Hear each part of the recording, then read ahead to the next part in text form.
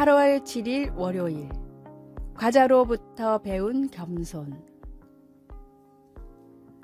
한 미국 선교사가 작은 과자 봉지를 통해 큰 교훈을 얻었습니다.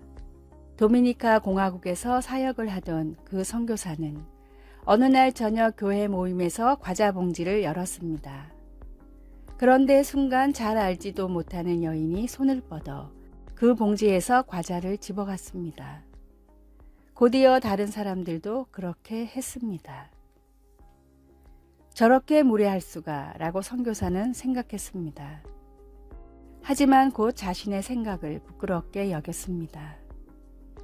자신이 섬기기로 한 그 지역의 문화를 아직 올바로 이해하지 못했던 것입니다. 도미니카 공화국에서는 삶의 모든 것이 공동체 중심이었습니다. 음식과 물건을 나누는 것이 다른 사람과 서로 관계를 맺는 하나의 방식이었던 것입니다.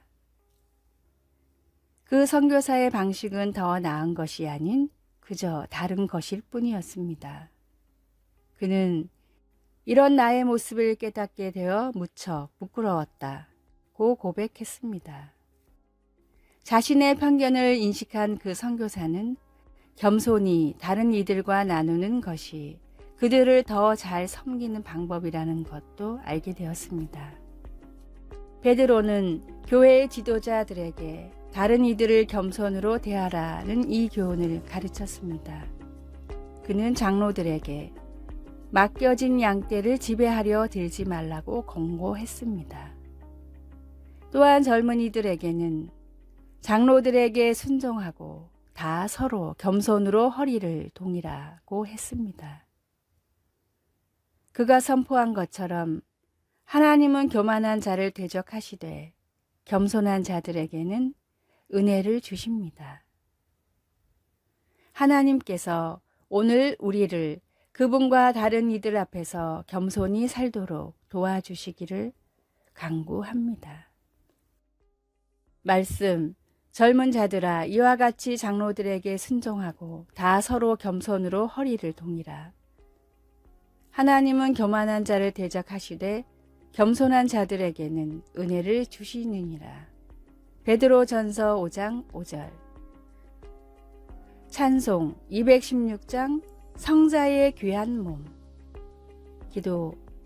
하나님 아버지, 다른 이들을 향한 저의 교만을 하나님의 겸손한 사랑으로 바꾸어 주소서. 아멘.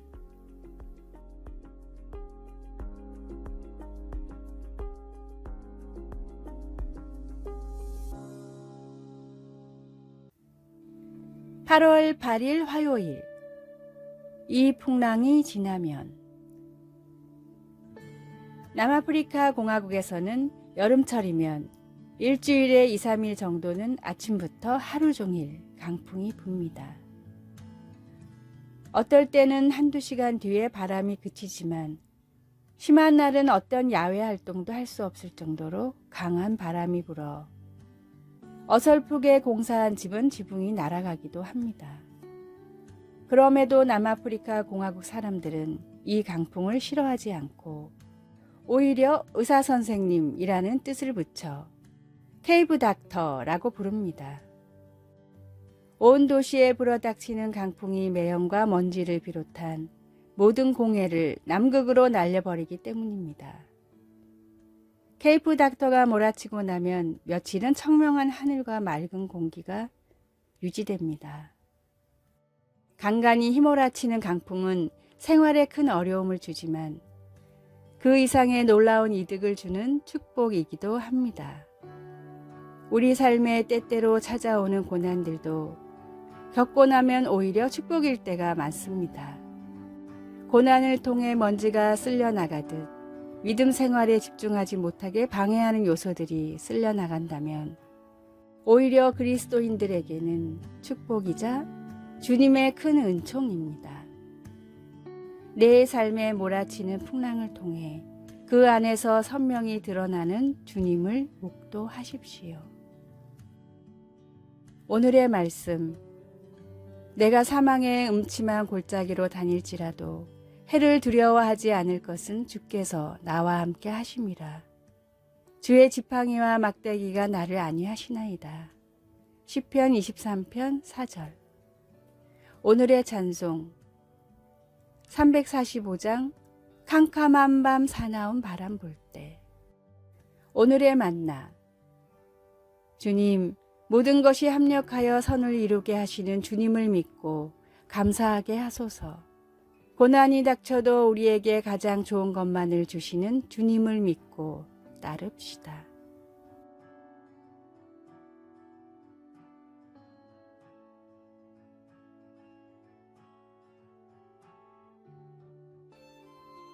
(8월 9일) 수요일. 치유받은 자 같이 살라. 인도에 사는 두 자매는 태어날 때부터 앞이 보이지 않았습니다.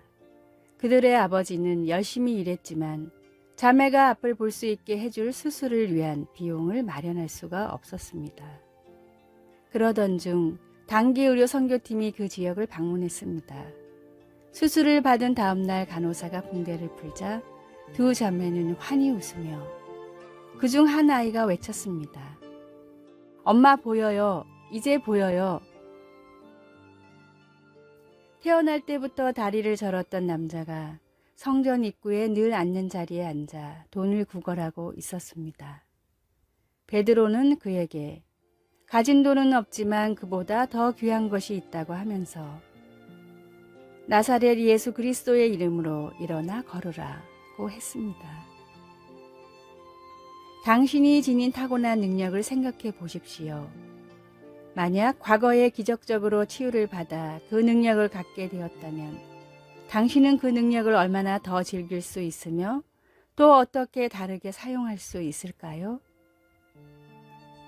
우리를 지으시고 구원하신 하나님께 감사를 드리고 주님이 주신 우리의 능력을 그분께 바치도록 합시다. 말씀. 그들과 함께 성전으로 들어가면서 걷기도 하고 뛰기도 하며 하나님을 찬송하니. 사도행전 3장 8절.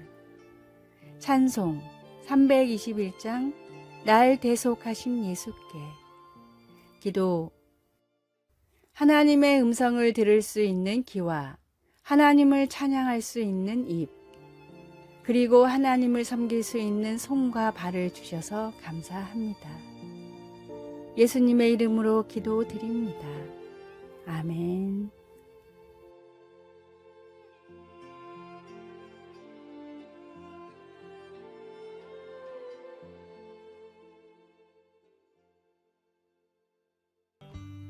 (8월 10일) 목요일.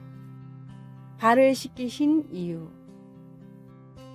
중동 지역의 대부분은 사막이거나 건조합니다. 무더운 날에는 50도도 넘어가기 때문에 하루 종일 땀이 나는데 사막지대를 건너가기라도 하면 발은 하루 종일 모래로 뒤덮입니다. 온종일 땀이 고여 있고 모래투성이로 하루를 보내기 때문에 중동에서는 발을 매우 더럽게 여깁니다. 동등한 지위의 사람들끼리는 남의 발을 손으로 가리켜서도 안 됩니다. 부끄러운 곳을 지적하는 무례한 행위이기 때문입니다. 이 지역의 사람들이 누군가에게 줄 수 있는 가장 큰 모욕도 신고 있는 신발을 들어 때리는 것입니다. 발을 씻기는 일은 하인 중에서도 가장 낮은 하인이 해야 하는 천한 일이었습니다. 예수님이 제자들의 발을 씻기려고 하실 때 제자들은 큰 충격을 받았고 예수님이 발을 씻겨주셨던 것 역시 이런 이유 때문이었습니다. 하나님의 아들인 내가 이처럼 낮아졌듯이 너희도 스스로를 낮추어 다른 사람들을 섬겨라. 이제 곧 십자가의 대업을 이루실 예수님이 제자들에게 마지막으로 가르치셨던 것은 겸손입니다. 겸손하지 못한 사람은 예수님과 아무 상관이 없습니다. 높아지고 강해지려고 하는 세상의 속성을 따라 살지 말고 더 낮게, 더 약한 사람들을 찾아가 섬기는 사랑의 속성을 따라 사십시오. 오늘의 말씀. 내가 주와 또는 선생이 되어 너희 발을 씻겼으니 너희도 서로 발을 씻기는 것이 옳으니라. 요한복음 13장 14절. 오늘의 찬송 516장 옳은 길 따르라 의의 길을. 오늘의 만나 주님 앞에서 겸손한 삶을 살고 있는지 다시 깨닫고 더욱 겸손하게 하소서. 가장 낮은 곳에 있는 약한 사람들을 찾아가 섬기도록 노력합시다.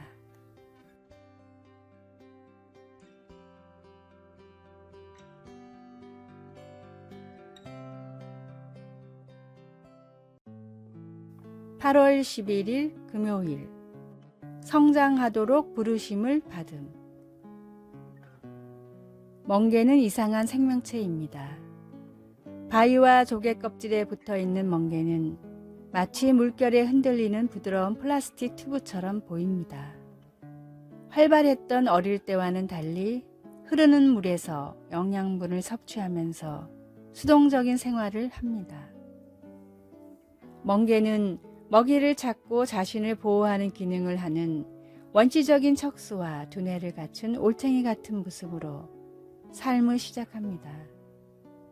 어렸을 때는 바다를 탐색하며 시간을 보내지만 성체에 이르면 변화가 일어나 바위에 달라붙어서 탐색과 성장을 멈추어 버립니다. 그리고 자신의 뇌를 먹어치우는 섬뜩한 반전을 보여줍니다. 척추도 없이 생각도 없이 수동적으로 물결에 따라 사는 멍게. 베드로 사도는 우리에게 그런 멍게의 운명을 쫓지 말라고 권면합니다. 우리는 성장하도록 부르심을 받았고 그것은 곧 하나님의 성품에 참여하는 것을 의미합니다. 이 성장애로의 부르심은 10대뿐 아니라 70세의 사람에게도 똑같이 아주 중요합니다. 하나님의 성품은 바다처럼 광대한데 우리는 고작 몇 미터 밖에 나아가지 못했습니다.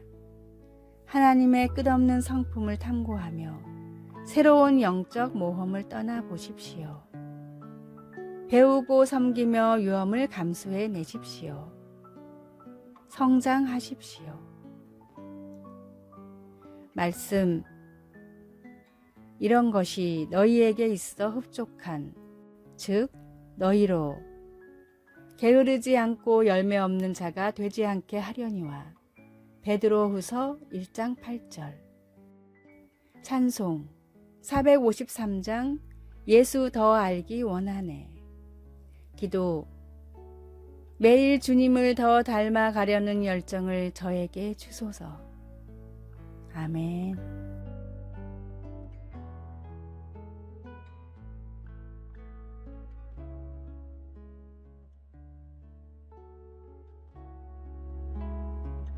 아래의 빨간색 글자 구독을 누르시어 더 많은 전도의 열매를 맺으시기를 기도합니다.